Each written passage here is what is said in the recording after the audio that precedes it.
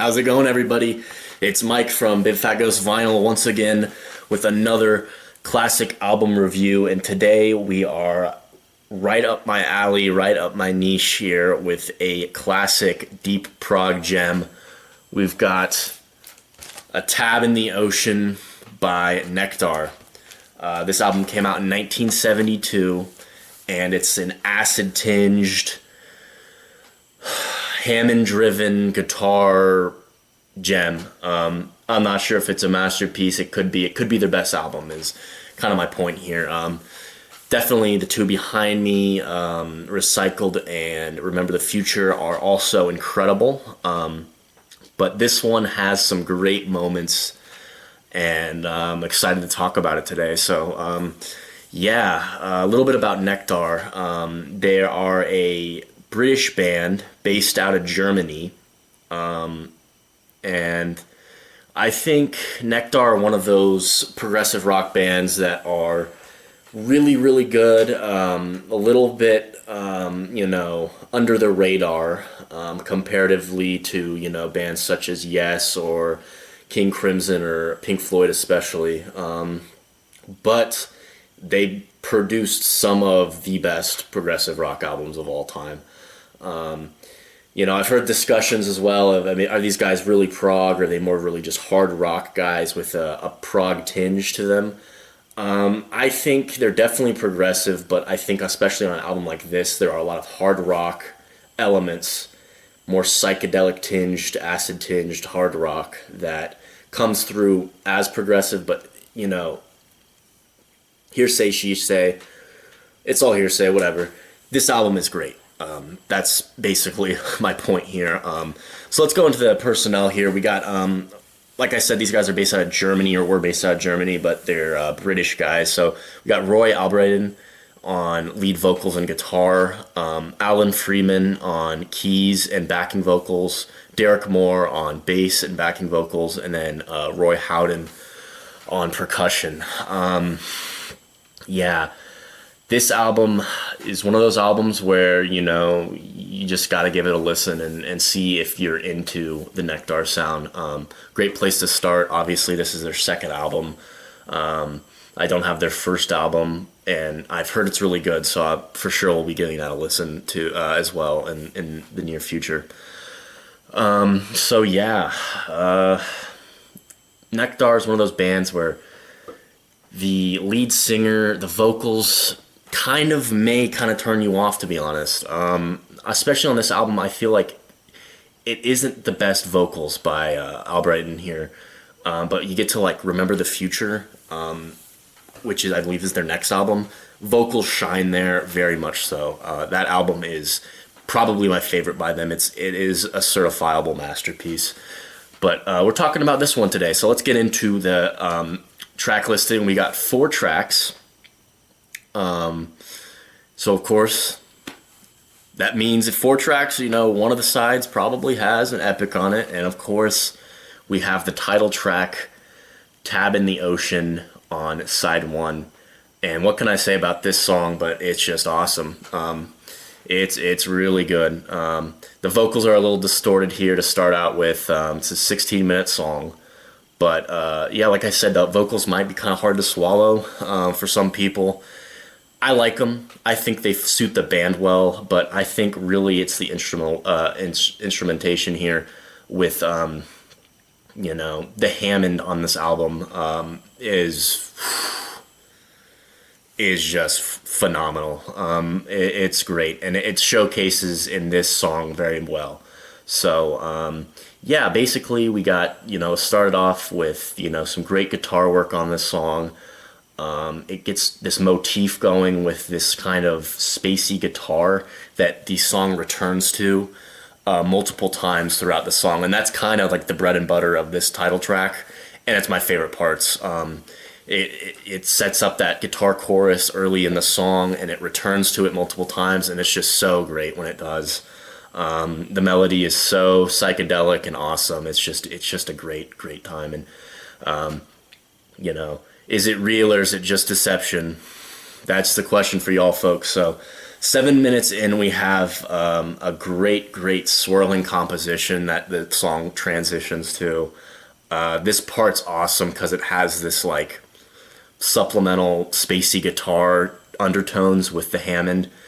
Oh, just so awesome, just so epic. And then, of course, I think the hallmark of this particular Nektar album, it would have to be like not only the Hammond, but like the harmonies that the band does here on this track, and then the last track as well, are just so epic, so awesome.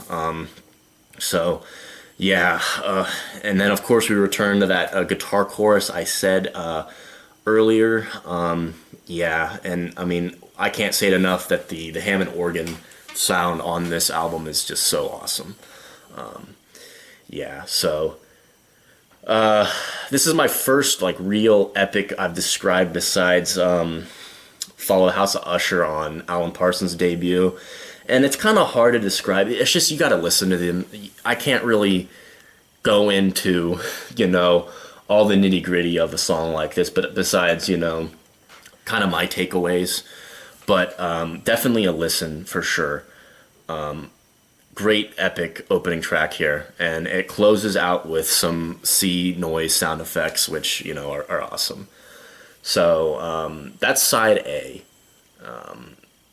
Great song. It could easily be the best song on the album, but we go to side B, and side B opens up with Desolation Valley and Waves. And it just slams into this psychedelic tinged awesome riff and solo.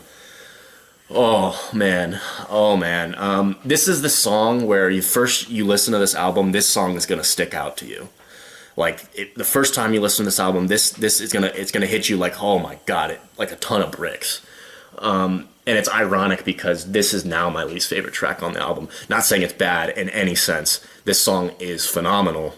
But the other three tracks, so good. But yeah, basically this is a explosive guitar-driven song with it's a spacey, cathartic adventure on this song. Basically, it just keeps building. It starts with the payoff, and then it builds up to the payoff at least twice. And it just shows how stacked this album is. I mean, this is, I think, the weakest song, and it's still quintessential hard rock, progressive. It's awesome. And then towards the end of that song, there's some haunting vocals, and then some spoken word, along with some incredible guitar tone here. And then there's spoken word, and then we go into Crying in the Dark. Let me tell you something about this song.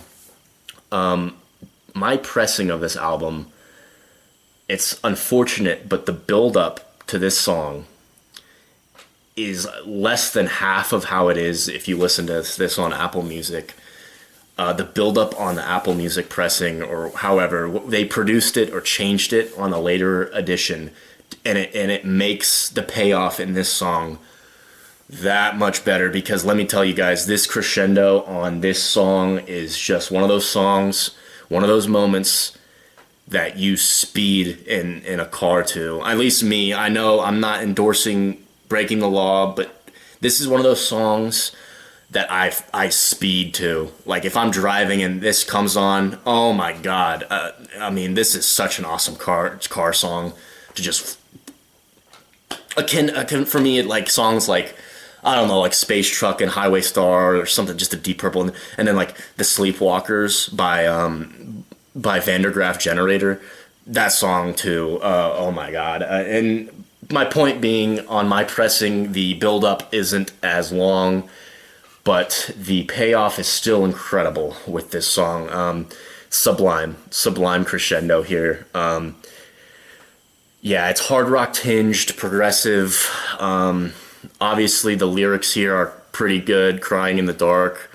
I've been trying for so long. It's awesome. This is my favorite song. I think just for that build-up, it's the coolest moment on the album, easily. So, yeah, and then the beginning is incredible, but later on, we have this great strumming tone with like great Hammond undertone by this strumming, and this just such a jam. It's so awesome. Definite highlight of the album. And of course, it finishes with an excellent solo by Al Brighton. So, great song, 100%. Don't get tickets, but speed. Be careful, everyone. Great driving song, if you ask me. I love it. And then, of course, we finish off here. Great transition, great flow on this album, of course, with the King of Twilight. Great song, too. This song is for sure all about the harmonies. It makes the song. Got this like awesome, epic, foreboding melody. King of Twilight. I mean, just what a sick song name too. It's just so awesome. Great composition here, and yeah, I love it. And it goes into this faster midsection, and then kind of ends with this free section, if so to speak. And the album ends there. I don't know what to say about this album. This album is so awesome. And I don't even know if it's my favorite Nektar album. It could be, but it's just one of those deep peak of progressive rock era albums. You know, this came out in 72. I mean, that doesn't get more peak year than that in terms of progressive rock. It was for sure the height of the era. I got to give this one, I think I'm going to give this one about an 8.6. Genuinely. I think it's awesome. I don't know if it's a masterpiece. I think if I have to give a masterpiece, coming from my brain, Judgment, right there. But, eventually I'll do that one. But this album, for sure, if you're a fan of Hammond, if you're a fan of psychedelic tinged rock, you can't go wrong with Nektar, let alone this album. So yeah, this album's phenomenal. The cover's pretty cool too. Tab in the ocean. Taking a tab in the ocean would be crazy.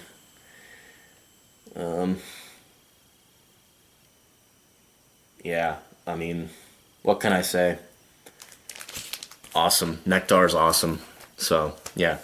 8.6 for me, guys. Hope you all enjoyed the review. Of course, I'm always pumping out content here now because I'm just having a good time, you know what I mean? So, hope everyone's doing all right. Once again, this is Mike from Bit Fat Ghost Vinyl, here with a review on Tab of the Ocean by Nektar. Yeah. Hope everyone's doing well, and thanks for watching. Please subscribe.